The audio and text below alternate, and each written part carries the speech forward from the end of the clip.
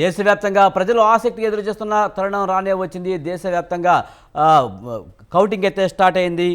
దేశవ్యాప్తంగా ఎన్డీఏ కూటమి అయితే హవా కొనసాగుతోంది. ఇండియా కూటమి కొంతమేర వెనుకంజలో కనిపిస్తూ ఉంది. మరోవైపు ఆంధ్రప్రదేశ్లో టీడీపీ కూటమి ఆధిక్యం కనిపిస్తుంది. ఇప్పటి వరకు వచ్చిన సమాచారం ప్రకారం 83 స్థానాల్లో ఆధిక్యం కనబరుస్తుంది. వైసీపీ కేవలం 12 స్థానాల్లో మాత్రమే ఆధిక్యం కనబరుస్తున్న పరిస్థితి. దీనికి సంబంధించి మనతో మాట్లాడేందుకు పాపారావు గారు రాజకీయ విశ్లేషకులు, అలాగే తిరుణ హరిశేషు గారు విశ్లేషకులు మనతో ఉన్నారు. వాళ్ళతో మాట్లాడే ముందు నవీన్ రాజ్ మనకు మరిన్ని వివరాలు అందిస్తారు. ఏపీలో కౌంటింగ్ అయితే ప్రారంభమైంది. ఇప్పటి వరకు చూసిన ఆ సమాచారం ప్రకారం కూటమి అయితే లీడింగ్లో కనిపిస్తుంది. వైసీపీ వెనుకబడిన పరిస్థితి. పూర్తి సమాచారం ఏంటి? విజయ్, ఇటు ఉమ్మడి తూర్పుగోదావరి జిల్లాలో ఎన్నికల కౌంటింగ్ ప్రక్రియ అయితే 7 గంటలకే ప్రారంభమైంది. 8 గంటలకి పోస్టల్ బ్యాలెట్ అయితే ప్రారంభమైంది. 9 గంటలకి ఇప్పటికే మొదటి విడత ఆ ఈవీఎం సంబంధించిన మొదటి రౌండ్ సంబంధించిన రిజల్ట్స్ కూడా వచ్చాయి. కాకినాడ జిల్లాతో పాటు ఇటు ఉమ్మడి తూర్పుగోదావరి జిల్లా పరంగా చూస్తే రాజమండ్రి జిల్లాలో అయితే ఇప్పుడే కాకినాడ రాజమండ్రి రూరల్ అభ్యర్థి టీడీపీ అభ్యర్థి గోరంట్ల పుట్టి చౌదరి అయితే ఆ మొదటి రౌండ్ లో 3,500 ఓట్ల మెజారిటీతో ఉన్నారు. అలాగే అక్కడ పోటీ చేస్తున్న ఎంపీగా పోటీ చేస్తున్న బీజేపీ అభ్యర్థి భువనేశ్వర్ అయితే 3,500 ఓట్లతో కూడా ఆమె కూడా ఆ లీడ్ లో ఉన్న పరిస్థితి ఉంది. అలాగే కాకినాడ జిల్లా వరకు చూస్తే కనుక కాకినాడ జిల్లాలో పిఠాపురం నుంచి పోటీ చేస్తున్న పవన్ కళ్యాణ్ అయితే ఆ పోస్టల్ బ్యాలెట్ లో 3,500 ఓట్లతో ఆయన కూడా ఆధిక్యంలో ఉన్నారు. అక్కడ వంగ గీత అయితే ఆ వెనకంజలోనే ఉన్న పరిస్థితి అయితే ఉంది. అదే విధంగా చూస్తే ఆ జగ్గంపేట నియోజకవర్గానికి సంబంధించి చూస్తే జగ్గంపేట టీడీపీ అభ్యర్థి జ్యోతుల నెహ్రూ కూడా 3,900 ఓట్లతో ఆయన లీడ్ లో ఉన్నారు. అక్కడ మాజీ మంత్రి తోట నరసింహం అయితే వెనకంజలో ఉన్న పరిస్థితి ఉంది. అదే విధంగా చూస్తే ఆ తునిలో కూడా ఆ టీడీపీ అభ్యర్థి దివ్య కూడా లీడ్ లోనే ఉన్నట్టు సమాచారం అయితే వస్తుంది. అదేవిధంగా ఆ రామచంద్రపురం సంబంధించి చూస్తే మండపేటకు సంబంధించి చూస్తే వేగోళ్ళ జోగేశ్వరరావు టీడీపీ అభ్యర్థి కూడా లీడ్ లో ఉన్నారు. అక్కడ తోట త్రిమూర్తులు కూడా వెనకంజలో ఉన్న పరిస్థితి ఉంది. ఇప్పటికే రాజమండ్రి జిల్లాకు సంబంధించి తొలి విడత రిజల్ట్ కూడా కొన్ని నియోజకవర్గాల నుంచి అయితే వచ్చి అయితే కాకినాడ జిల్లా నుంచి అయితే కొంచెం ఆలస్యంగా ఉన్న నేపథ్యంలో ఏదైనప్పటికీ చూస్తే టోటల్ గా చూస్తే టీడీపీ అభ్యర్థులు అయితే కనుక ముందంజలో ఉన్న పరిస్థితి ఉంది. కాకినాడ ఎంపీ అభ్యర్థిగా జనసేన అభ్యర్థి సంగెళ్ళ ఉదయ్ శ్రీనివాస్ కూడా ఆ లీడ్ లో ఉన్నట్లుగా అయితే తెలిసింది. దాదాపు 3,508 ఓట్లతో ఆయన తొలి విడతలో అయితే కనుక ఆయన లీడ్ లో ఉన్న పరిస్థితి ఉంది. టోటల్ గా చూస్తే పోస్టల్ ఓట్లు లెక్కింపు ప్రారంభమయ్యే దాదాపు గంట అయింది. అసలు స్పష్టంగా ఒక అరగంటలోనే రిజల్ట్ వస్తుందని చెప్పారు. అయితే కొంచెం ఆలస్యం కావడం వల్ల ఇంకా పోస్టల్ బ్యాలెట్ అయితే జరుగుతుంది. దాంతో పాటు ఈవీఎంస్ కూడా తొలి రౌండ్ అయితే పూర్తయింది. ఇంకా కాకినాడ జిల్లాకు సంబంధించి అయితే సమాచారం రావాల్సింది. ఏదేమైనప్పటికీ ఇటు టీడీపీ అలాగే జనసేన అభ్యర్థులు అయితే ఆ లీడ్ లో ఉన్న పరిస్థితి కనిపిస్తుంది. టోటల్ గా చూస్తే అక్కడ వైసీపీకి సంబంధించిన ముఖ్య నాయకులందరూ కూడా వెనకంజలోనే పోస్టల్ ఓట్లలో వెనకంజలో ఉన్న పరిస్థితి ఉంది. Right, thank you Naveen Raj. ముఖ్యంగా చూస్తే కనుక ఎన్నికల ఫలితాలు అయితే మొదలవుతూ ఉన్నాయి. ముఖ్యంగా ఏపీలో అయితే టీడీపీ కూటమి లీడ్లో కొనసాగుతున్న పరిస్థితి. దేశవ్యాప్తంగా చూస్తే కూడా ఎన్డీఏ కూటమి లీడ్లో కొనసాగుతూ ఉంది. ఇక దీనిపై మనతో మాట్లాడేందుకు పాపారావు గారు విశ్లేషకులు, అలాగే తిరుణహరి శేషు గారు విశ్లేషకులు మనతో ఉన్నారు. వారితో మాట్లాడే ప్రయత్నం చేద్దాం. శేషు గారు నమస్తే అండి. నమస్కారం సార్, దేశవ్యాప్తంగా కానీ అలాగే ఏపీలో కానీ తెలంగాణలో వస్తున్న ఫలితాలు ఎలా అనిపిస్తున్నాయి? దేశవ్యాప్తంగా అయితే ఇండియా కూటమికి కూడా మంచి లీడ్ వస్తున్నట్టే ఉందండి. మనకి ఎగ్జిట్ పోల్స్ లో గనక చూసిన దానికంటే కూడా ఇండియా కూటమికి మంచి ఉన్నది. 269 ఎన్డీఏ కూటమి ఉంటే 236-38 లోక్సభ స్థానాల్లో ఇండియా కూటమి కూడా మంచి లీడ్ వస్తుంది. యాక్చువల్ గా మనకి ఎగ్జిట్ పోల్స్ లో ఏం చెప్పారంటే 200 లోక్సభ స్థానాల లోపే ఇండియా కూటమికి వస్తాయని చెప్పారు. కానీ ఇప్పుడు అంతకు మించి పెర్ఫార్మెన్స్ ఉంటుంది. బట్ ఇది మొదటి రౌండ్స్ కాబట్టి ఏం జరుగుతుందో చూడాల్సినటువంటి అవసరం ఉంది. అంటే ఇండియాలోనైతే దేశవ్యాప్తంగానైతే ఇండియా కూటమి కూడా మంచి పెర్ఫార్మెన్సే చూపెడుతుంది. సరే, బీజేపీ ఆధిక్యాన్ని కూడా కొనసాగిస్తున్నట్లుగా మనకు కనపడుతుంది. అయితే ఇంట్రెస్టింగ్ ఏంటంటే తెలంగాణలో పోటాపోటీగా వస్తున్నాయి. అటు బీజేపీకి కాంగ్రెస్ పార్టీకి లోక్సభ స్థానాల్లో పోటాపోటీ ఉన్నట్లుగా మనకు తెలుస్తుంది. ఇప్పటి వరకు కాంగ్రెస్ లీడ్ 9 స్థానాల్లో ఉంటే భారతీయ జనతా పార్టీ 8 స్థానాల్లో ఉంది. బీఆర్ఎస్ పార్టీకి అయితే మనం ముందు నుంచి ఊహిస్తున్నాం ఒక సీటు కూడా గెలిచే అవకాశం లేదని. ఎంఐఎం ఇంకా అక్కడ పోలింగ్ ఇంకా రాలేదు కాబట్టి అక్కడ ఒకటి మనం చూడాల్సినటువంటి అవసరం ఉంది. ఇక ఉత్కంఠకు తెరదించుతూ ఆంధ్రప్రదేశ్ లోనైతే కూటమి దూసుకుపోతున్నట్లే కనపడుతుంది. అక్కడ almost all YSR Congress party ఓటమి ఖాయమైనట్లుగానే కనపడుతుంది. ఎందుకనంటే కనీసము 21 శాసనసభ స్థానాల్లో పోటీ చేసినటువంటి జనసేన కంటే కూడా తక్కువ శాసనసభ స్థానాలు లీడ్ లో ఉన్నట్టుంది వైఎస్ఆర్ కాంగ్రెస్ పార్టీ. అనే మొత్తం 170 స్థానాల్లో పోటీ చేసినప్పటికి కూడా జనసేన కంటే తక్కువ లీడ్ లో ఉన్నట్టు కనపడుతుంది. తర్వాత వైఎస్ఆర్ కాంగ్రెస్ పార్టీకి బలమైన నియోజకవర్గాల్లో కూడా వాళ్ళు వెనకబడిపోయినట్టు కనపడుతుంది. ముఖ్యంగా కడపలో కూడా కడప శాసనసభ స్థానంలో మాధవిరెడ్డి లీడ్ చేస్తుంది, జమ్మలమడుగులో టీడీపీ లీడ్ చేస్తుంది, అంటే ముఖ్యమైనటువంటి నియోజకవర్గాల్లో కూడా లీడ్ చేస్తుంది. కర్నూలులో కూడా అదే పరిస్థితి ఉంది, అనంతపురంలో కూడా అదే పరిస్థితి ఉంది, నెల్లూరులో అదే పరిస్థితి ఉంది, ప్రకాశంలో అదే పరిస్థితి ఉన్నది. తర్వాత ఉత్తరాంధ్ర జిల్లాల్లో కూడా అదే పరిస్థితి కనపడుతుంది. అంటే almost all YSR Congress party భారీ నష్టపోతున్నట్లుగానే మనకి కనపడుతుంది. అక్కడ కూడా స్పష్టంగా ట్రెండ్స్ తెలిసిపోతున్నాయి. 2-3 రౌండ్స్ అయినప్పటికీ కూడా వాళ్ళకు వస్తున్నటువంటి ఆధిక్యాలు చూస్తుంటే పెద్ద ఎత్తున ఆధిక్యత వస్తుంది. ఆధిక్యతే కాదు, కాంగ్రెస్ పార్టీకి బలమైనటువంటి శాసనసభ నియోజకవర్గాల్లో కూడా కాంగ్రెస్ పార్టీ వెనకబడిపోయింది. మరి ముఖ్యంగా లోక్సభ స్థానాల్లోనైతే రాజంపేట లాంటి ఒక కీలకమైన లోక్సభ స్థానంలో కూడా వైఎస్ఆర్ కాంగ్రెస్ పార్టీ వెనకబడిపోయినట్లుగా మనకు కనపడుతుంది. కాబట్టి బహుశా వైఎస్ఆర్ కాంగ్రెస్ పార్టీ ఓటమి ఆంధ్రప్రదేశ్ లో ఖాయమైనట్లుగానే మనకు కనపడుతుంది. కానీ అనూహ్యంగా అయితే దేశవ్యాప్తంగా ఇండియా కూటమి మాత్రం పెర్ఫార్మెన్స్ మంచిగా ఉందండి. 238 లోక్సభ స్థానాల్లో ఇండియా కూటమి పెర్ఫార్మెన్స్ అంటే ఇస్ గుడ్. నిజానికి బీజేపీ 10 సంవత్సరాల ప్రభుత్వ వ్యతిరేకత ఏమీ లేదు, కనిపించట్లేదు అంటారా? మూడోసారి కూడా ఈసారి బీజేపీ వచ్చే అవకాశాలే కనిపిస్తున్నాయి కదా. ఒక దశాబ్దం పాటు వరుసగా బీజేపీ కేంద్రంలో అధికారంలో ఉంది. ఖచ్చితంగా ప్రభుత్వం పైన యాంటీ ఇన్కంబెన్సీ ఉంటుంది. ఆ ప్రభుత్వ వ్యతిరేకతను ఇండియా కూటమి పూర్తి స్థాయిలో వాడుకోలేదనేటటువంటి అభిప్రాయం కలుగుతుంది. ఒకవేళ అట్లా వాడుకొని ఉంటే బీజేపీకి ఇంకా తక్కువ లోక్సభ స్థానాలు రావాల్సి ఉండే. కానీ బీజేపీ పైన ప్రభుత్వ వ్యతిరేకతను ఇండియా కూటమి పూర్తి స్థాయిలో వాడుకోకపోవటం వల్లనే మరొకసారి బీజేపీ అధికారంలోకి వచ్చేటటువంటి అవకాశాలు కనపడుతున్నాయి. కానీ ఇండియా కూటమి కూడా తన పెర్ఫార్మెన్స్ ని బలంగా చూపెడుతుంది. ఇండియా కూటమికి కూడా మంచిగా, అంటే 200 లోక్సభ స్థానాలు దాటి 200 మంచిగా కనిపిస్తుంది అంటున్నారు, కానీ అధికారంలోకి వచ్చే అవకాశాలు అయితే కనిపించడం లేదు కదా. అది కొంచెం స్లైట్ ఎడ్జ్ ఇంకా ఉన్నది, ఇంకా పోలింగ్ జరగాల్సినటువంటిది ఉంది. కానీ బీజేపీకి గట్టి పోటీ ఇండియా కూటమి ఇస్తుంది. మనం ఊహించలే ఈ స్థాయిలో పోటీ ఉంటుంది ఇండియా కూటమి ఎన్డీఏకి అనేటటువంటిది మనం ఊహించలేదు. బట్ ఎన్డీఏ కూటమి ఎట్ లాస్ట్ అధికారంలోకి వచ్చిన బలమైన పోటీని ఇండియా కూటమి నుండి ఎదుర్కోవటం కొంత ఆశ్చర్యం కనిపిస్తుంది మనకి. కానీ ఇంకా టైం ఉంది. ఇప్పుడు కౌంటింగ్ స్టార్ట్ అయ్యి ఎంతోసేపు అవ్వలేదు. ఏమన్నా ఫలితాలు ఏమైనా తారుమారే అవకాశం కనిపిస్తుంది అంటారా, లేకపోతే ఇదే లీడ్లు కొనసాగే అవకాశం కనిపిస్తుంది అంటారా? ట్రెండ్స్ చూస్తే అదే విధంగా ఉన్నాయి. ఎగ్జిట్ పోల్స్ దగ్గరగా ఉన్నాయి. మీకు తెలంగాణలోనైనా ఆంధ్రప్రదేశ్ శాసనసభ ఎన్నికల్లోనైనా ఎగ్జిట్ పోల్ ట్రెండ్స్ వాస్తవంగా అట్లనే వస్తున్నట్లుగా మనకు కనపడుతుంది. పెద్దగా మార్పులు ఉండకపోవచ్చు. ఇదే లీడ్స్, ఇదే సిస్టమ్ కంటిన్యూ అవుతుంది. మరీ ఏదైనా విపరీతంగా పెద్ద ఉప్పెన లాంటిది వస్తే తప్ప అది వచ్చే పరిస్థితి అయితే కనపడట్లేదు మనకి. ఈ ట్రెండ్స్, లీడ్స్ కంటిన్యూ అయ్యే అవకాశమే స్పష్టంగా కనపడుతుంది. రైట్, మనతో పాటు పాపారావు గారు ఉన్నారు, ఆయనతో మాట్లాడదాం. పాపారావు గారు, ఇప్పుడు ఫలితాలు వస్తూ ఉన్నాయి. ఈ దేశవ్యాప్త ఫలితాలని, అలాగే ఆంధ్రప్రదేశ్, అలాగే తెలంగాణ ఫలితాలని మీరు ఎలా విశ్లేషిస్తారు? సార్, మీ వాయిస్ రావడం లేదు. ఎగ్జిట్ పోల్స్ అయితే మాత్రం దారుణంగా విఫలమైనవి అనేది స్పష్టంగా కనపడుతుంది.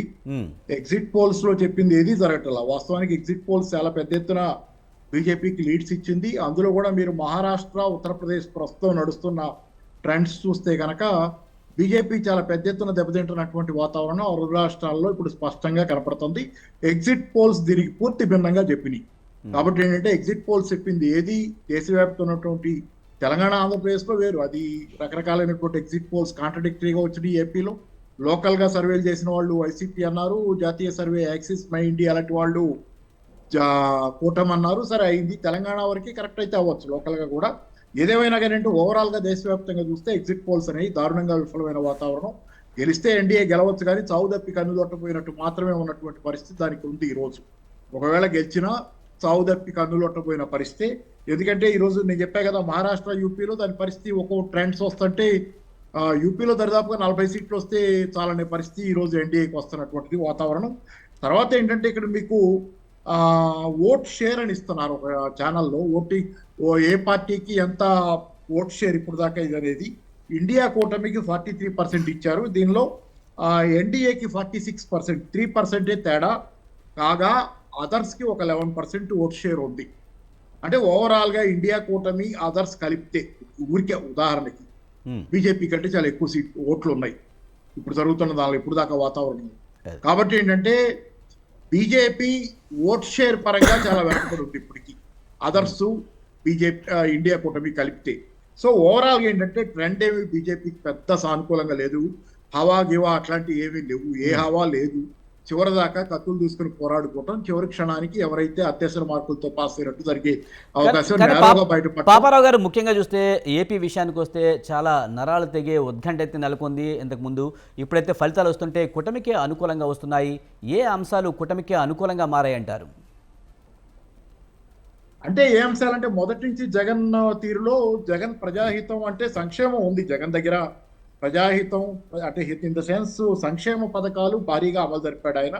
దానిలో ఏ రాజీ లేకుండా ఎలాంటి ఇది లేకుండా తన నవరత్నాలు అమలు జరిపాడు. కానీ మిగతాది పరిపాలన మీద ఫోకస్ చేయకుండా ఆయన ప్రతీకార దీని మీదే ఫోకస్ చేసినటువంటి వాతావరణం. కూటమి అంటే ఏదైతే టీడీపీ మీదో జనసేన మీదో ప్రతీకారం ఆ ధోరణిలోనే 24 గంటలు గడిపినటువంటి వాతావరణం. దీంతో ఏమైందంటే చేసిన సంక్షేమానికి కూడా వెలుగు లేకుండా పోయింది. ఓవరాల్ ఏంటంటే ఆ ప్రతీకార ధోరణి అనేది ప్రజల్లో ఒక విరక్తిని కలిగించింది అనేది చాలా కాలంగా చెప్తున్నాం. అది డామినేట్ చేస్తుంది ఇప్పుడు. ఓవరాల్ ఏంటంటే ఈరోజు రాష్ట్రంలో ప్రతీకార ధోరణి అనేది ప్రజలు తిరస్కరిస్తున్నారు. ఇప్పుడు దాకైతే వాతావరణం ట్రెండ్ అది. కానీ ఈసారి ఏపీ ఎన్నికల్లో చూస్తే కనుక పవన్ కళ్యాణ్ ఫ్యాక్టర్ చాలా ముఖ్యమని చెప్పాలి. ముఖ్యంగా టీడీపీకి జనసేన కలవకపోతే కనుక మళ్ళీ వైసీపీకే ఛాన్స్ ఉండే అవకాశాలు ఉన్నాయని అంచనాలు వెలువడ్డాయి.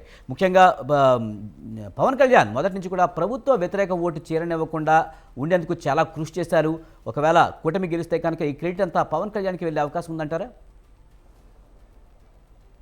అది నేను ఏం చెప్పలేను. కానీ పవన్ కళ్యాణ్ టీడీపీ కూటమిగా వాళ్ళిద్దరి కలయిక అనేది చాలా కీలకం, ఫార్మిడబుల్ ఫోర్స్. అది దానిలో డౌట్ ఏం లేదు, బలమైన శక్తి అది. కానీ ప్లస్ అక్కడ బీజేపీ ఏపీ వరకు దేశంలో బీజేపీని నేనేమి అది పూర్తిగా తిరస్కరించబడుతుంది లేకపోతే దానికి వ్యతిరేకత దేశం అంతా ఉందని చెప్పను. కానీ ఏపీలో బీజేపీ పట్ల అది సమస్యలకి చాలా వరకు అది కూడా కారణం అనే ఫీలింగ్ ఉన్న వాతావరణంలో జనసేన టీడీపీ వరకు కలిసి ఉన్నప్పుడు అది ఫార్మిడబుల్ ఫోర్స్. కానీ బీజేపీ కలవడం వల్ల కొంత డైల్యూట్ అయ్యింది అనేది నేను అనుకుంటున్నా. డైల్యూట్ అయ్యింది. వాళ్ళు బీజేపీ కూడా కొన్ని సీట్లు గెలిస్తే గెలవచ్చు, కానీ ఓవరాల్గా బీజేపీ కలయిక వల్ల కొంత అది డైల్యూట్ అయ్యింది. దాని ఇది అంతిమంగా రిజల్ట్స్ వచ్చినప్పుడు మనం చెక్ చేసుకుని చూసుకుంటే కొంత మనకి అర్థమవుతుంది. ఏదేమైనా ఏంటంటే ఇక్కడ అంటే జనసేన నేను నా వ్యక్తిగతమైన అబ్జర్వేషన్, సరే జనాలు ఓట్లేస్తే వేసి ఉండొచ్చు, కానీ పవన్ కళ్యాణ్ గారు చాలా ఇన్కన్సిస్టెంట్ గా ఉన్నారు. మళ్ళీ ఇప్పుడు రేపు జూన్ 4 నుంచి కూడా జూన్ 4 నుంచి ఇవాళ నుంచి ఏది ఈ మధ్య మళ్ళీ సినిమా షూటింగ్ ఆయన సన్నాహాలు చేస్తున్నటువంటిది ఏదో విన్నాను ఒక వార్త. నేను ఇవన్నీ బాగా, ఎందుకంటే ఆయన ఫుల్ టైం రాజకీయ నాయకుడిగా ఒక పెద్ద పార్టీకి పెట్టుకొని ఇప్పుడు అది ఆ పార్టీకి సీట్లు వచ్చి మళ్ళీ ఆయనకి సినిమా కాల్ షీట్లు ఇచ్చుకొని ఇదంతా అనేది చాలా కాంట్రడిక్టరీగా. ఈ విషయంలో పవన్ కళ్యాణ్ గతంలో కూడా ఒక వివరణ ఇచ్చాడు. ముఖ్యంగా చాలా మంది రాజకీయ నాయకులకి పెద్ద పెద్ద బిజినెస్లు ఉంటాయి, వ్యాపారాలు చేస్తారు. ఒక సినిమా నటుడిగా నేను రాజకీయాల్లో వచ్చాను, మళ్ళీ నేను సినిమాలు చేస్తే తప్పేంటన్న వ్యాఖ్య గతంలో చేశారు. కరెక్టే. కానీ రాజకీయ నాయకులు వ్యాపారాలు ఉన్నా వ్యాపారాలు వేరే వాళ్ళు చూసుకుంటుంటారు, వీళ్ళు రాజకీయాల్లో తిరుగుతుంటారు. ఎక్కువ వ్యాపారాలు వ్యాపారాలు ఉంటాయి, నేను కాదంటలా. కానీ ఇక్కడ పవన్ కళ్యాణ్ గారు హీరో కాబట్టి ఆయన ఫిజికల్ గా అక్కడ ఉండటానికి 2 చోట్ల ఆయన ఉండలేడు కదా. రాజకీయ నాయకులు వ్యాపారాలు నడిపేవాళ్ళు వాళ్ళ కుటుంబంలో వేరే వాళ్ళు నడుపుతుంటారు. వీళ్ళు బ్యాక్గ్రౌండ్ లో ఉంటారు అంతే. రాజకీయ నాయకుల వ్యాపారాల్లో వీళ్ళు మెయిన్ సినేరియోలో రాజకీయాల్లోనే 24 గంటలు అందుబాటులో ఉండేవాళ్ళు ఎక్కువ ఉన్నారు వ్యాపారాలు ఉన్నా. కానీ ఇక్కడ ఈయన వ్యాపారం ఆయనే హీరో కదా, ఆయనే 2 చోట్ల ఉండలేడు కదా రాజకీయాల్లో. అది కొంత ఇబ్బందికరమైన వాతావరణం అని మాత్రం చెబుతున్నాను నేను. శేషు గారు, ముఖ్యంగా ఏపీనే మనం కీలకంగా తీసుకుందాము. ఏపీలో ఈసారి ప్రభుత్వ వ్యతిరేక ఓటు చేరనివ్వకుండా ముఖ్యంగా పార్టీలు కలవడం ఒకటైతే, మరో అంశం ఏంటంటే రాజధాని అంశం చాలా కీలకంగా మనం చెప్పుకోవాలి. ఈ రాజధాని అంశం ఈ ఎన్నికల్లో చాలా కీలక పాత్ర పోషించింది అనుకోవాలా? రాజధాని అంశంతో పాటు చాలా అంశాలు జగన్మోహన్ రెడ్డి ఓటమిలో కీలకంగా ఉంటాయండి. ఒకటి ప్రధానమైనటువంటి మెరిట్ ఏంటంటే కూటమి కట్టడం. 3 పార్టీల కూటమితోటి కొంత కూటమికి అనుకూలమైనటువంటి వాతావరణం ఏర్పాటైందనే విషయాన్ని గమనించాలి. రెండోది ప్రభుత్వ ప్రజా వ్యతిరేకత కూడా తోడైంది దానికి. తర్వాత మూడోది ఒక క్యాంపెయిన్ పెద్ద ఎత్తున జరిగిందండి. సంక్షేమం ఉంది కానీ అభివృద్ధి లేదు, సంక్షేమం ఉంది కానీ అభివృద్ధి లేదు అనేటటువంటిది ప్రజలు అక్కడ రిసీవ్ చేసుకున్నట్లుగా మనకే కనపడుతుంది. 4వ అంశం ఏంటంటే ఎంత కాదనుకున్నా కులాల పంచాయతీ ఆంధ్రప్రదేశ్ లో చాలా పెద్ద కుల సమీకరణలు చాలా కీలకంగా మారాయి అనుకోవాలి. అవును, అతిపెద్ద సామాజిక వర్గమైన కాపు కులం కొంత పవన్ కళ్యాణ్ కి టీడీపీకి కలిసి వచ్చిందని అనుకోవాలి. చెప్తున్నాను. అసలు ఆంధ్రప్రదేశ్ సినారియాలో కమ్మ కాపులకు సరిపోనటువంటి పొసగనటువంటి విషయం మనం చూసాం. కానీ ఈసారి కమ్మ కాపు కెమిస్ట్రీ అటు చంద్రబాబు నాయుడు ఇటు పవన్ కళ్యాణ్ విషయంలో సక్సెస్ అయినట్లుగా మనకు కనపడుతుంది. రెండోది ఎలక్షన్ క్యాంపెయిన్ లో ల్యాండ్ టైటిలింగ్ యాక్ట్ అనేది ఒక కీలకంగా పనిచేసినట్లుగా మనకు కనపడుతుంది. గ్రామీణ ప్రాంతాలలో ఉన్నటువంటి రైతులు చేసినటువంటి ఓట్లు కూడా కూటమి వైపుకు మళ్ళినట్లుగానే మనకు కనపడుతుంది. తర్వాత మీకు గుంటూరు కృష్ణా జిల్లాల్లో రాజధాని అంశం అనేది చాలా ప్రధానమైనటువంటి అంశంగా వచ్చేసింది. అదొకటి. ఇంకొక అంశం ఏంటంటే వైఎస్ఆర్ కాంగ్రెస్ పార్టీ చాలా బలమైనటువంటి ఏరియాలలో కూడా అంటే రాయలసీమ, గ్రేటర్ రాయలసీమ, తర్వాత ఉత్తరాంధ్రలో కూడా చాలా చాలా తక్కువ సీట్లలో వాళ్ళకి అవకాశాలు కనపడుతున్నాయి. ఇవన్నీ కూడా మన వైఎస్ఆర్ కాంగ్రెస్ పార్టీ ఓటమికి ప్రధాన కారణాలైనట్లుగా మనకు కనపడుతుంది. మేజర్ గా అయితే కూటమి కట్టడం వాళ్ళకి పెద్ద అడ్వాంటేజ్ వచ్చినట్లుగా మనకి కనపడుతుంది.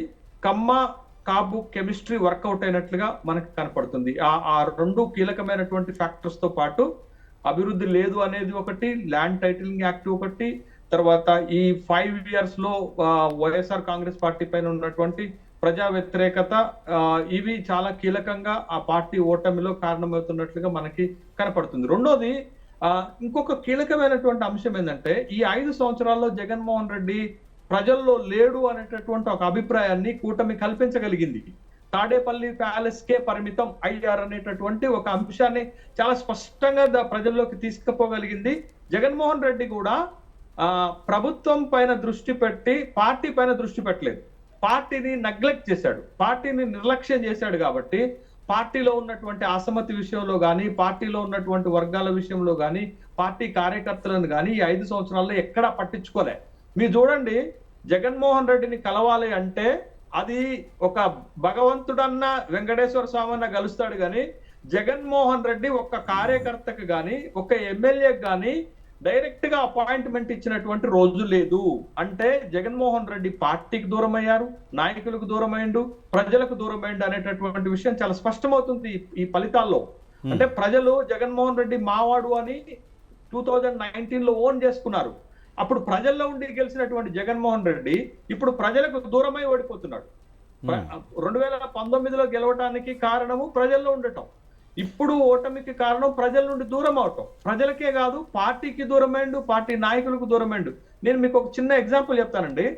అసలు నెల్లూరు రూరల్ నుంచి గెలిచినటువంటి కోటమిరెడ్డి శ్రీధర్ రెడ్డి జగన్మోహన్ రెడ్డికి విపరీతమైనటువంటి భక్తుడు. తనకి కూడా జగన్మోహన్ రెడ్డిని కలవటానికి అపాయింట్మెంట్ దొరకనటువంటి సందర్భంలో విసిగి చెంది జగన్మోహన్ రెడ్డి పైన పూర్తి ద్వేషం పెంచుకొని పార్టీ మారిపోయి తెలుగుదేశంలోకి వెళ్ళాడు. ఇప్పుడు అతను కూడా అక్కడ బంపర్ మెజార్టీ తోటి గెలవబోతున్నటువంటి సందర్భం ఉంది. నెల్లూరులో మొత్తంగా వైఎస్ఆర్ కాంగ్రెస్ పార్టీ పూర్తి స్థాయిలో వెనకబడిపోయినటువంటి సందర్భం ఉంది. 2019లో నెల్లూరులో 10కి 10 శాసనసభ స్థానాలు గెలిస్తే ఈసారి 1, 2, 3 స్థానాలు కూడా గెలిచేటటువంటిది లేదు. అంటే ఏ స్థాయిలో పార్టీ దెబ్బతిన్నది అనేటటువంటి విషయాన్ని జగన్మోహన్ రెడ్డి చూడలేదు. శేషు గారు, మనం ఇప్పుడు వస్తున్న ఫలితాలను చూస్తే కనుక 2019 ఫలితాలను కూడా మనం చూస్తే కనుక 151 సీట్లతో భారీ విజయం, అంత భారీ విజయం సాధ్యమవుతుందని అంతగా విజయం సాధించింది వైసీపీ. ఇప్పుడు వస్తున్న ఫలితాలను చూస్తే కనుక అతి ఘోరంగా ఓడిపోయే పరిస్థితి కనిపిస్తుందంటారా? అదే భారీ విజయము, భారీ అపజయం. భారీ విజయము ప్రజల్లో ఉంటే వచ్చింది, భారీ అపజయం ప్రజలకు దూరం అయితే వచ్చింది అనేటటువంటి విషయాన్ని వాస్తవంగా మీకు సీఎంఓ చాలా దయనీయంగా వ్యవహరించిందండి. అక్కడ సజ్జల రామకృష్ణారెడ్డి, ధనుంజయ రెడ్డి తప్ప జగన్మోహన్ రెడ్డి కూడా పరిపాలన చేసినటువంటి సందర్భాలు మనకు కనపడవు.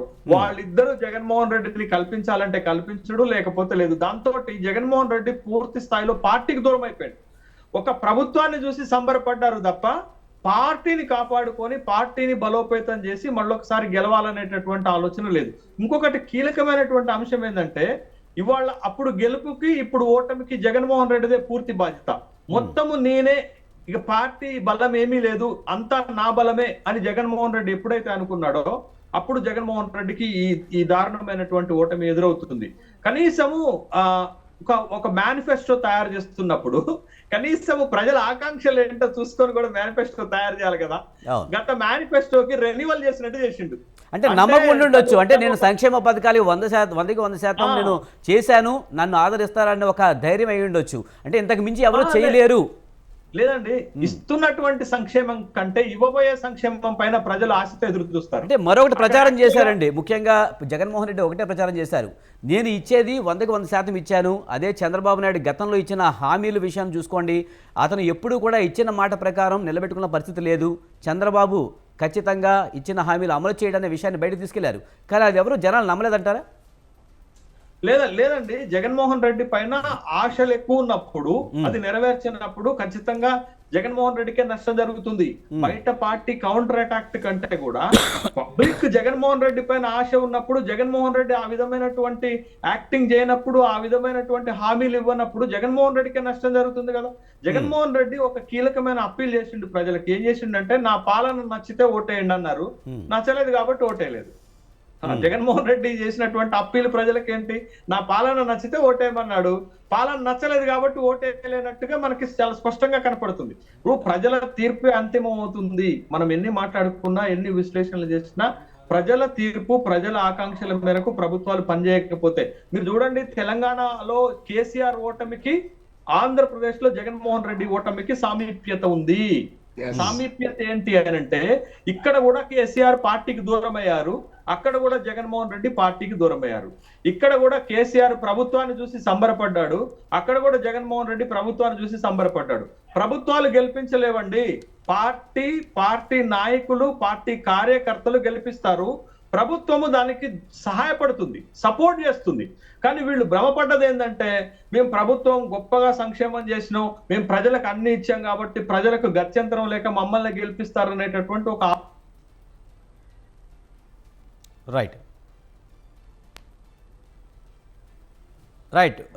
రైట్ వాయిస్ కట్ అయినట్టుంది. పాపారావు గారు తన పాలన నచ్చితే ఓటు వేయండి, మీ ఇంట్లో మంచి జరిగితేనే ఓటేయండి అని జగన్మోహన్ రెడ్డి పదే చెప్పడం జరిగింది. నిజంగా శేషి గారు చెప్పినట్టు జగన్ పాలన నచ్చకే ఓటు వేయలేదంటారా?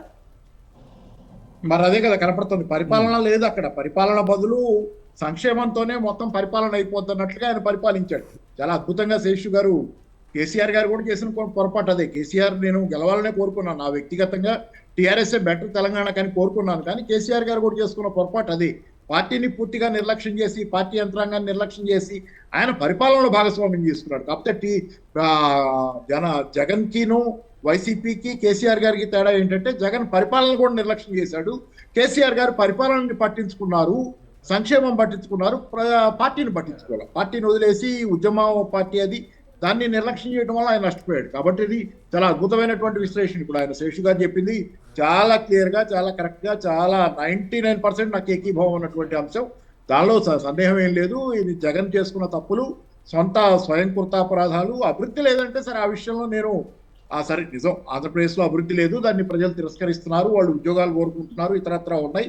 అయితే ఇప్పుడు ఎవరు వచ్చినా కానీ అంతకంటే భిన్నమైనటువంటి పరిస్థితి అభివృద్ధి విషయంలో చేయగలిగింది ఏముండదు. కానీ ముఖ్యంగా పాపారావు గారు, మూడు రాజధానులు అనేది చాలా కీలకంగా మారింది. అమరావతి రాజధాని కాదనుకున్న మాట వాస్తవమే, కానీ మూడు రాజధానులకి చాలా కట్టుబడి ఉండడం, ఇప్పుడు కూడా మేనిఫెస్టోలో కూడా వైజాగ్కే రాజధాని అంటూ కూడా ఆయన చెప్పడం జరిగింది. ఇదంతా కూడా వ్యతిరేకత కాదంటారా? ఎప్పుడు చెప్పాడు ఆయన వైజాగ్ గురించి, మూడు రాజధానుల గురించి ఆయన ఎప్పటి నుంచి మాట్లాడుతున్నాడు. అవును. వైజాగ్ లో రేపు పొద్దున నేను గెలిస్తే ప్రమాణ స్వీకారం చేస్తానని చెప్పారు. మరి 4 ఏళ్ల నుంచి ఏం చేశాడు వైజాగ్ ఆయన?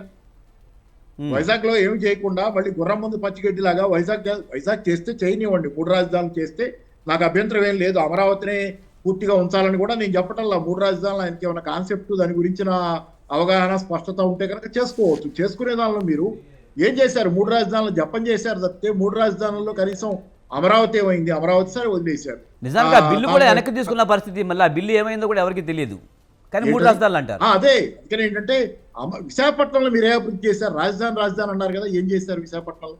ఇప్పుడు చెబుతున్నారు రేపు పొద్దున్న నేను అధికారంలోకి వస్తాను అంటే ఏంటంటే జనాలు వెరిబాగులో వాళ్ళు అనుకోవటం. ఆ విషయంలో మాత్రం పూర్తిగా నేను 3 రాజధానులకు వ్యతిరేకం కాదు అని చెప్తా కూడా నేను చెబుతున్నా. ఆయన 3 రాజధానులు అని చెప్పటం చెప్పావు, ఆచరణ ఏం చేసావు? 3 రాజధానులు అసలు ఆంధ్రప్రదేశ్కి రాజధాని లేదనే పరిస్థితి తెచ్చారు కదా.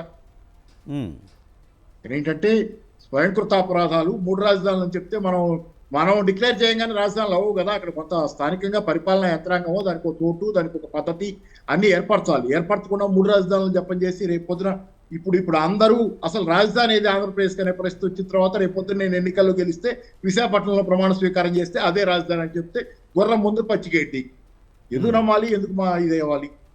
ఇప్పుడు ఇవాళ నిన్నటి నుంచి జూన్ 2వ తారీఖు నుంచి హైదరాబాద్ కాదు రాజధాని తెలంగాణ ఆంధ్రప్రదేశ్ కి. దీనిలో చోట్లేదు.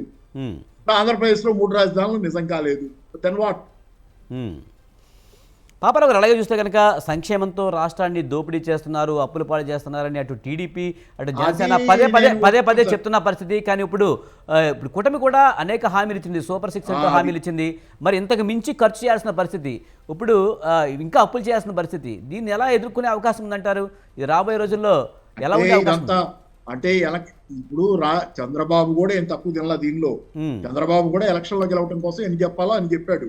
ఇక్కడ ఏంటంటే రేపు ఉంది కదా, ముందుంది ముసళ్ళ పండగ. ఇప్పుడు ఇన్ని వాగ్దానాలు చేసి అదనంగా కూడా ఇంకా చాలా చేస్తానని చెప్పాడు. మరి అప్పుడు అప్పుల పాలు కదా, అప్పుడు శ్రీలంక కదా. ఏంటంటే బోగస్ ఇదంతా ఏంటంటే జనాలు నమ్మటానికి లేదు.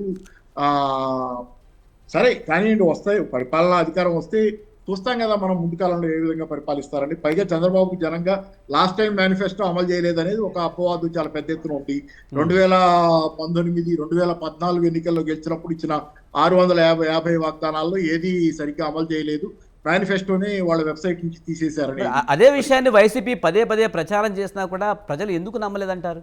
ఎందుకంటే ఏం లేదు, మీకు వాస్తవానికి సంక్షేమం ఇస్తున్నాడు జనాలకి, కానీ సంక్షేమంతో పాటు జనాలు సరే ఇప్పుడు చంద్రబాబు చేస్తాడా అంటే చేయగలడని నేను అనుకుంటున్నా. కానీ జనాలకి యూత్కి ఉద్యోగాలు కావాలండి. సంక్షేమం జస్ట్ సంక్షేమం మీదే బతకరు కదా, ఉద్యోగాలు కావాలనేది, ఉద్యోగాలు కావాలంటే అభివృద్ధి కావాలనేది, ఇట్లాంటివన్నీ చాలా ఇష్యూస్ ఉన్నాయి ఆంధ్రప్రదేశ్లో. అన్ని రాష్ట్రాల్లో ఉన్నట్లు నిరుద్యోగం కూడా పెద్ద ఎత్తున ఉంది, పారిశ్రామికీకరణ లేదు. కాబట్టి కోరుకున్నారు. కాకపోతే దానిలో తప్పు జగన్దా చంద్రబాబుదా అంటే జగన్ది అన్నం చంద్రబాబుది అన్నం. 2014లో గెలిచిన చంద్రబాబు ఆయన చేతిలో పూర్తిగా ఏమీ లేదు. 2019లో గెలిచిన జగన్ ఆయన చేతిలో పూర్తిగా అభివృద్ధికి సినిమా లేదు. ఎందుకంటే ప్రత్యేక హోదా ఇట్లాంటి విషయాలన్నీ కేంద్ర ప్రభుత్వం చేతిలో ఉన్నాయి. వాళ్ళు ఇవ్వకుండా ఆడించిన ఆటలో ఆంధ్రప్రదేశ్ రాష్ట్రం బదనాం అవుతుంది తప్పితే వీళ్ళిద్దరు తప్పు కూడా పూర్తిగా ఉందని నేను అంటలా. వాళ్ళదేం పోయింది, అభివృద్ధికి అవకాశాలు ఉంటే చేస్తారు. కానీ అభివృద్ధికి అవకాశాలు రావాలంటే అక్కడ ప్రత్యేక హోదా లాంటివి కావాలి, కొన్ని ప్రత్యేకమైనటువంటి అవి లేవు ఆ రాష్ట్రంలో. కాబట్టి అది నష్టపోతుంది.